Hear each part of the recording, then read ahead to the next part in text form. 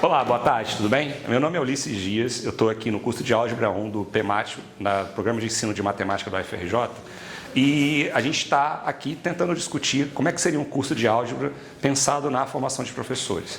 Na aula passada, a gente já está aqui na playlist do YouTube para você ter acesso, a gente fez um primeiro movimento de tentar discutir isso, tentando entender o que é a álgebra, como é que a gente define a álgebra. A gente pensou também que existem diferentes maneiras de observar a álgebra, que é a álgebra simbólica, a álgebra aritmética e a álgebra estrutural.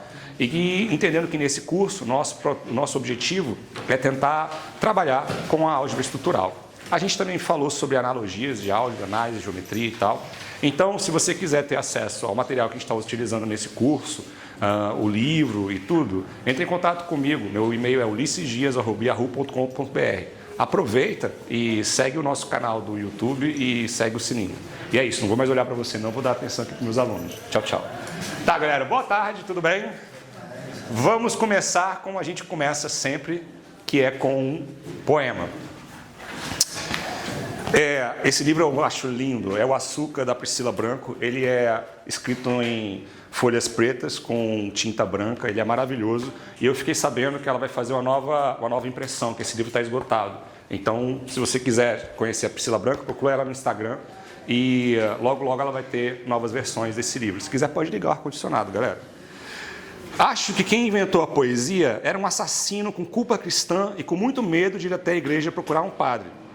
Quem inventou a crítica da poesia, com essa coisa toda de morte do autor, do trabalho, mais do que inspiração de despacho autobiográfico, foi a mãe do assassino, com medo de associarem o poema à vida do filho. A gente acha que escreve poesia para dizer outra coisa, mas a gente escreve para dizer aquilo mesmo, a palavra proibida, a palavra engasgada, a palavra silenciada. O que sei de poema? Não sei nada. Não sei de você, não sei do seu trauma, não sei de sua casa, de sua lama, de sua falta, de sua luta, de sua carta. Sei alguma coisa. Sei que nesse exato momento choro tanto que me falta o ar e não consigo pensar em dizer outra coisa a não ser a lágrima, a parte que achava que era minha. Mas não é não. É a lágrima, é a coisa mais íntima e mais distante que podemos carregar. Qual a diferença entre uma lágrima e um poema? Pode entrar, pessoal, senta aí. Então vamos lá. Como eu disse na aula passada, se você consegue entender poesia, você também consegue entender álgebra, porque a álgebra é mais fácil. Bom, hoje a gente vai tentar focar e trabalhar com algumas ideias que são bastante complexas assim, em matemática, mas elas são formuladas de um jeito muito simples, que são as ideias de conjunto, de... Passa aqui, pessoal, pode passar. Vamos lá. Tem espaço aqui, vamos lá. Esse aqui não está aparecendo, por exemplo. Fica à vontade. As ideias de conjunto, de operação e de relação. Beleza? Todo mundo entendeu? Qual que é o nosso objetivo hoje? E aí a gente vai entrar em alguns assuntos que são um pouco espinhosos. Como eu disse, o nosso objetivo é tentar trabalhar em cima de um livro. Esse nosso livro, é o livro de álgebra que a gente está produzindo nesse nosso curso, ele é um livro em movimento. E aí, eu estou escrevendo esse livro e tem coisas que eu coloquei e coisas que eu não coloquei. Eu pedi para vocês lerem, antes da aula, essa parte, né, que era sobre conjuntos, operações e relações. E a gente vai discutir um pouquinho sobre essas coisas ali. Mas eu queria falar sobre coisas que não estão no livro. E por que eu não coloquei essas coisas no livro? Antes da gente falar as coisas que estão no livro e as coisas que eu acho que são o objetivo da nossa aula de hoje. Mas assim, de maneira muito geral, o que é um conjunto?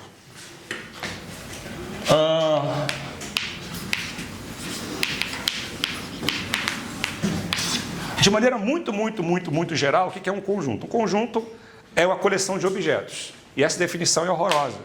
Porque se a gente define um conjunto como uma coleção de objetos, a gente tem que definir o que é uma coleção e o que é um objeto.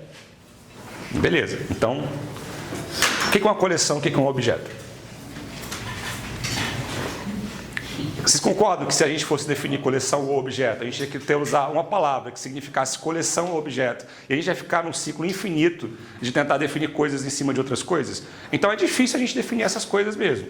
E na verdade, isso foi um problema para a matemática mesmo, no final do século XIX, começo do século XX, porque de certa forma a matemática estava interessada em tentar entender de que forma ela poderia ser axiomatizada, ou seja, como é que você conseguia criar uma base teórica para toda a matemática. E assim, várias propostas foram feitas ao longo do tempo e a teoria dos conjuntos acabou sendo essa base, a base principal, a base primordial, a partir da qual a gente está pensando a ideia de matemática, né? E isso, é claro, é uma coisa importante a se dizer, isso foi uma coisa que foi construída ao longo do tempo, né? Antes de ter esse paradigma da teoria dos conjuntos como a base conceitual da matemática toda, a gente teve outros paradigmas anteriores. Por exemplo, na matemática grega, o paradigma era construções com régua e compasso. Então, uma coisa era verdade matemática, se você conseguia ter uma construção de régua e compasso, você conseguia fazer aquilo. E isso é uma coisa muito interessante, porque esse curso todo, ele foi planejado para poder resolver problemas que vieram da geometria grega. Problemas que a gente vai tentar entender se eles são resolvíveis ou não, utilizando régua e compasso. E como é que a gente sabe se um problema é resolvível ou não, utilizando régua e compasso? Entenderam? Então, no fim das contas, tudo está muito interligado. A gente está tentando entender a álgebra, que é essa parte da matemática, né? Que é um pouco mais contemporânea de nós, que ela foi produzida muito mais recentemente do que a matemática dos gregos, pensando também na matemática ocidental e tal, nas críticas que a gente tem a ela, mas a gente vai ver que ela tem vários problemas. Então, a gente tem algumas definições, vou falar sobre isso mais tarde, mas como é que inicialmente se enxergava a ideia de conjunto? Como é que os matemáticos primeiramente pensaram a ideia de conjunto e quais problemas que isso gerou? E isso não está no livro, tá? Por que isso não está no livro? Porque eu achei que essa é uma discussão que talvez ela não seja interessante para alunos que estão vendo matemática pela primeira vez. E eu acho que a gente podia pensar nisso também. Eu estou supondo, vocês são alunos de mestrado, eu estou supondo que todo mundo já fez um curso de álgebra, tem os alunos de física que nunca fizeram, mas assim, vocês vão entender que as discussões que a gente vai fazer aqui são todas possíveis com o que vocês sabem de física e tal, tá? Mas tem algumas coisas da matemática que a gente acaba aparecendo em outros cursos, principalmente em cursos mais avançados de álgebra ou no curso de análise, por exemplo. Vocês já ouviram falar nos axiomas de Zermelo-Fraenkel? E alguém consegue falar mais ou menos o que vocês entendem por esses axiomas de Zermelo-Fraenkel? Só para eu entender o que vocês já sabem. Não? Ninguém lembra? Eu lembro. Pega aí o microfone. Vai lá. Mas calma, uma pergunta... De maneira ingênua, sem profundidade. Só por que você acha que tem o Zermelo-Fraenkel e por que ele é importante? É por conta da proposta lá que teve com Russell, Frege, que eles estavam trabalhando com uma tentativa de trabalhar com a teoria dita ingênua de conjuntos, que tiveram problemas como o paradoxo de Russell, teve a formulação do paradoxo de Barbeiro, que geraram uma certa inconsistência entre, o que é essa teoria que a gente está tentando construir. A gente vai dar aula de hoje já sabe sobre o que eu vou falar. Mas olha só, teve essa teoria também chamada de teoria ingênua dos conjuntos, tá? E essa teoria... Gente, vocês podem ligar o ar de verdade, se vocês quiserem, tá? Eu desliguei, mas desligou sozinho. Ele desligou sozinho? Tá. Essa teoria ingênua dos conjuntos foi uma primeira apresentação. Ih, não vai ter ar.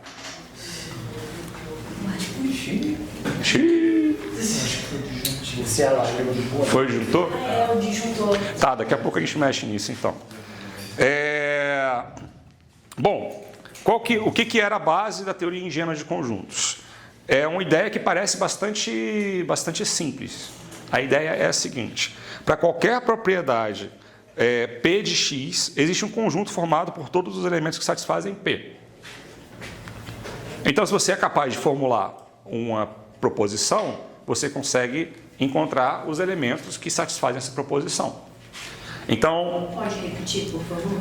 A ideia da teoria ingênua dos conjuntos era, para qualquer propriedade P de x, qualquer propriedade que eu disser, existe um conjunto formado por todos os objetos que satisfazem essa propriedade P.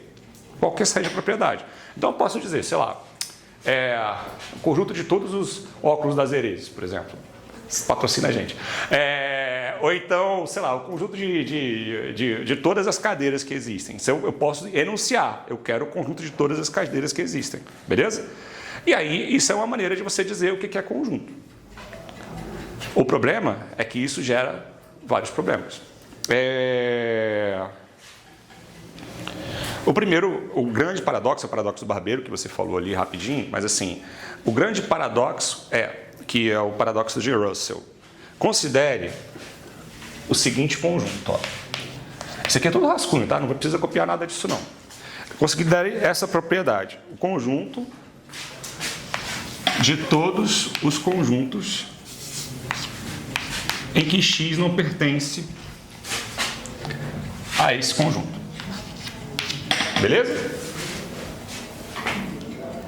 O que isso significa? Como é que a gente consegue falar isso no paradoxo do barbeiro? Você lembra? Lembro. Tá, pega aí o microfone de novo. É basicamente dizer o seguinte: se imagina que a gente tem tipo uma cidade em que existe, tô tentando lembrar assim, mas se em uma cidade existe um barbeiro que barbeia todos os homens que não se barbeiam. E aí, ele se barbeia ou não se barbeia? A pergunta é: quem barbeia o barbeiro? Então, existe uma cidade em que um barbeiro barbeia todos os homens que não se barbeiam. Ele se barbeia ou ele não se barbeia? Todo homem tem que se barbear? Uma boa pergunta. Tá, vamos supor que todos os homens precisam se barbear, tá? É uma ótima maneira de resolver, né? É só ele não se barbear, mas tá. Ele está falando que o barbeiro, ele barbeia todos os homens que não se barbeiam. Existem homens que se barbeiam, que pode ser o próprio barbeiro. Mas se ele se barbear, então ele não se barbeia, vai ficar no... Exatamente. Nossa, Entendeu qual que é o problema? Então, se o barbeiro se barbeia, então... Ele não poderia se barbear. Ele não poderia se barbear. Aqui é a mesma ideia. Seja X o conjunto de todos os conjuntos em que X é um elemento desse conjunto. Né? Beleza? Aí esse conjunto, qual que é o problema desse conjunto? Desculpa, seja R o conjunto de todos os conjuntos que se contém. R pertence ou não pertence a esse conjunto? Se é um conjunto de todos os conjuntos, R está contido nesse conjunto. Não, calma. Pertence. Ele é um elemento, ele não é um conjunto. Eu estou perguntando, R é um elemento desse conjunto? Ó, eu defini R como todos os conjuntos em que ele é um elemento desse próprio conjunto. Ele não é um elemento desse próprio conjunto. Minha pergunta, R pertence ou não pertence? Eu diria que sim.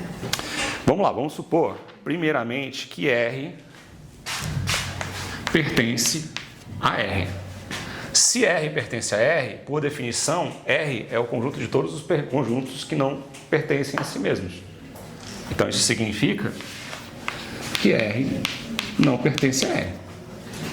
Então, R não pode pertencer a R. Mas, se R não pertence a R, por definição, necessariamente, ele tem que pertencer a R. Então, a gente tem um paradoxo. Esse é o paradoxo de Russell, que foi basicamente a pá de cal na teoria ingênua dos conjuntos. Beleza? E aí, assim, a partir desse exemplo, criou-se Tem outros problemas, esse é só um deles. Um outro problema na teoria dos conjuntos ingênuos é você supor que existe um conjunto de todos os conjuntos. E supor que existe um conjunto universal. E aí, assim, eu não vou entrar em muitos detalhes nisso, mas se a gente supõe que existe um conjunto universal, então suponha que exista O. Esse conjunto universal é o conjunto de todos os conjuntos. A pergunta é, o conjunto das partes de U, ele está contido em U?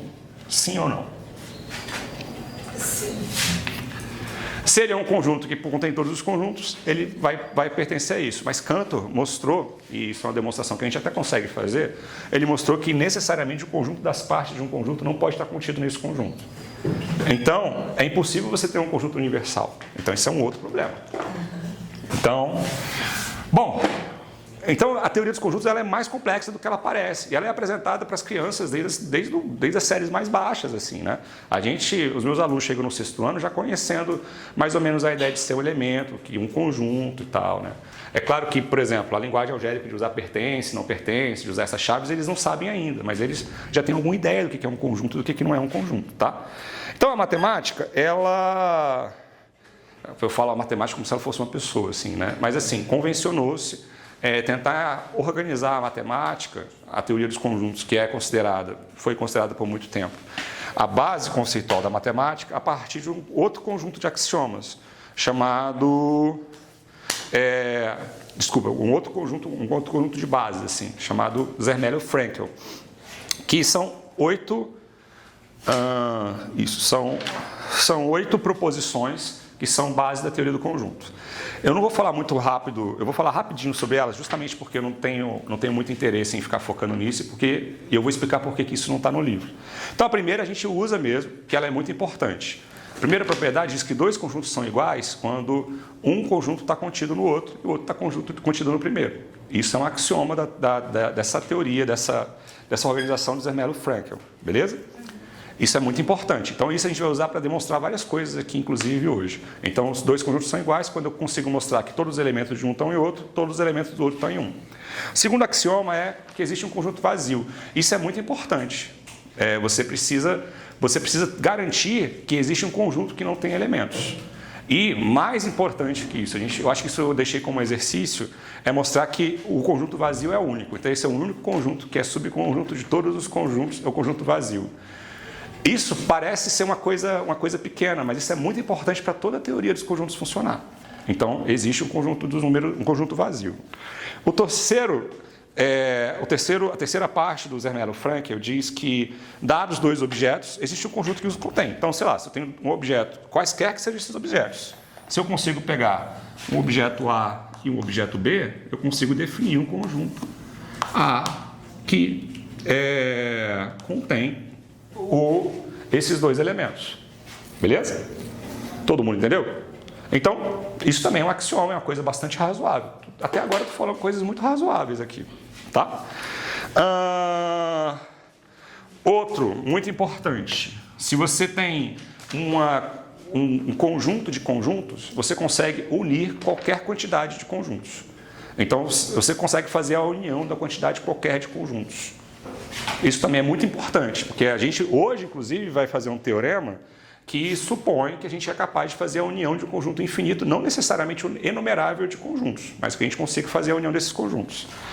E o quinto é que a gente consegue definir o conjunto das partes de um conjunto. O sexto, que existe pelo menos um conjunto infinito, e a gente normalmente utiliza os reais, quando a gente trata os naturais, no Zermelo-Fraenkel, e a partir disso a gente vai lá e consegue construir os reais e tal. A gente consegue definir o conjunto, dado um conjunto, isso é muito importante. A teoria ingênua, já paguei, mas assim, na teoria ingênua dos conjuntos, a gente supôs que se eu tenho uma propriedade, eu sempre vou ter um conjunto que satisfaz essa propriedade. A diferença do Zermelo-Fraenkel dado um conjunto A, qualquer conjunto A, eu consigo definir quais elementos do conjunto A satisfazem ou não satisfazem essa propriedade. E isso parece pequeno, mas isso resolve o problema do paradoxo do Russell. Porque você só vai conseguir colocar, você pega o conjunto que você consegue definir são conjuntos que esse tipo de coisa aqui não acontece. Você não pode ser um conjunto sem elemento de si mesmo, você não consegue definir um conjunto assim.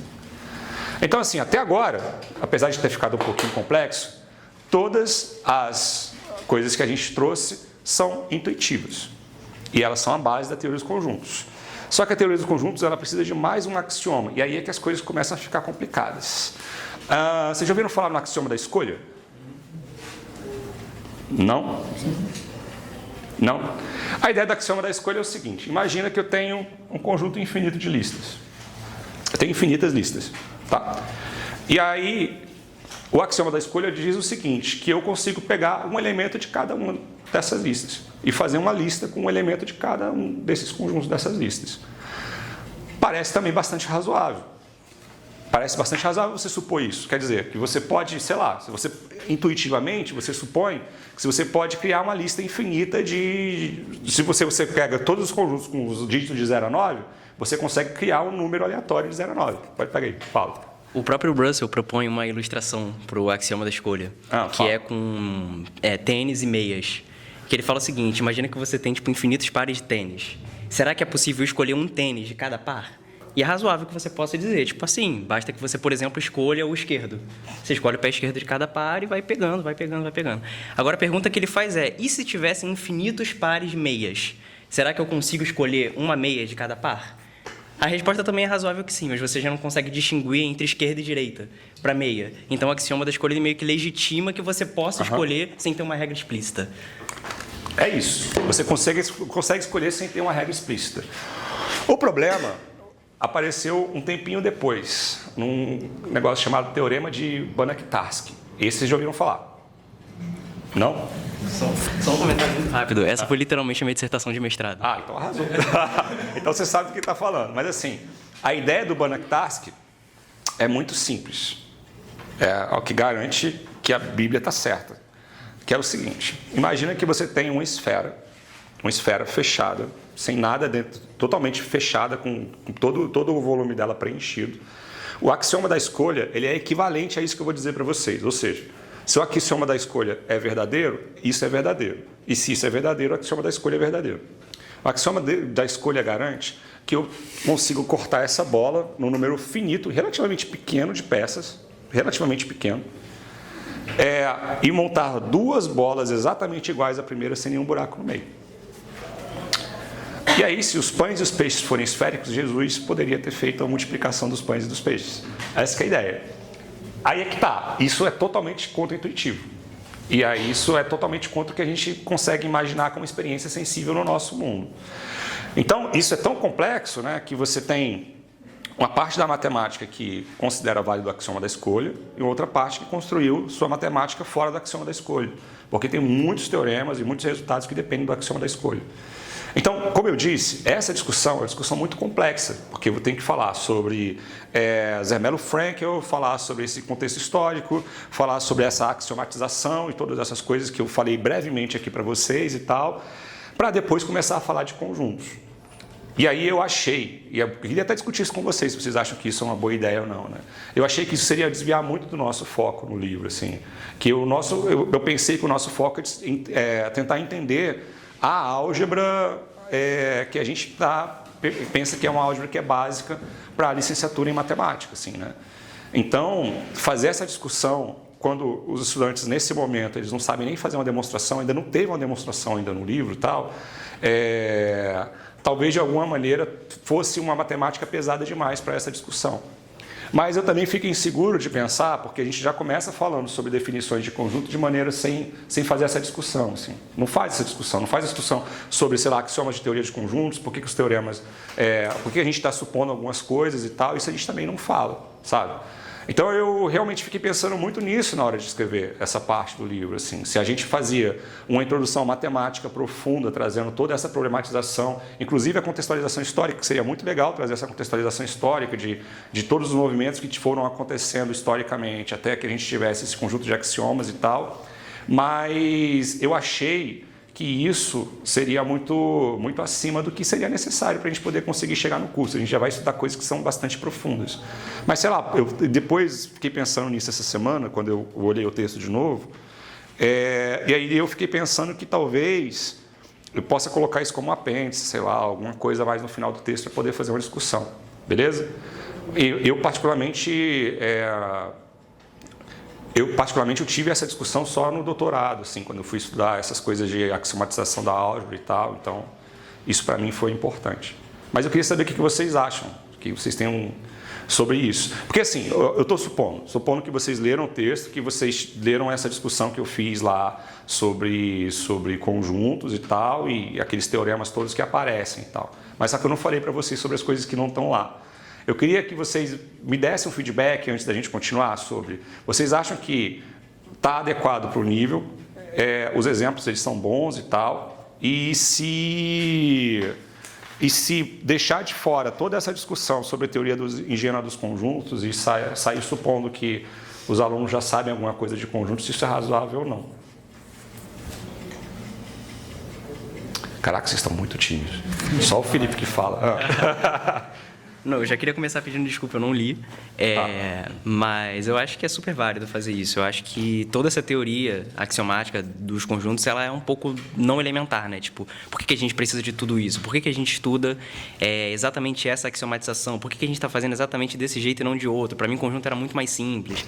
Então, eu acho que é super válido essa... Eu acho que super dá para fazer, apesar de parecer um pouco pesado, talvez apresentar uma ideia da coisa, assim, né? Tipo, como você foi falando, por exemplo, eu acho que as coisas foram ficando muito factíveis. Eu acho que dá para fazer, tipo, um preâmbulo, por exemplo, né? Tipo, uma introdução dizendo, olha, tipo, sei lá, historicamente aconteceu isso, teve o paradoxo de Russell, blá, blá. Em 1924 teve o paradoxo de Banach-Tarski, etc. Que eu acho que são coisas que não só são, assim, dão uma motivação para definir um pouco mais rigorosamente as coisas, mas eu acho que são fatos históricos muito interessantes, né? Tipo, por exemplo, você pegar uma bola e duplicar, tipo, isso é matematicamente legítimo. Isso eu acho que causa um pouco de curiosidade. E talvez um apêndice, tipo, indo um pouco mais a fundo, enunciando mesmo os axiomas de Zermelo-Fraenkel. Mas eu acho que é super válido, eu acho que super tem que ter isso como uma proposta inicial, assim, para começar a teoria dos conjuntos. Assim, eu particularmente, eu fico com medo, eu penso como é que era a minha cabeça quando eu fiz álgebra 1, pela primeira vez, assim. A minha preocupação é, se a gente coloca essa discussão agora com os alunos que têm conhecem muito pouco de matemática mesmo, são alunos que normalmente a gente faz álgebra 1 no segundo semestre, assim, são alunos que estão começando mesmo e tal. Se isso não seria uma discussão matematicamente talvez assustador, assim, não sei. Eu acho que é papo de sair da aula e trancar o curso. É demais para quem está entrando. Fala no microfone. Acabou o tempo. Tá. Ao mesmo tempo, o aprendizado nem sempre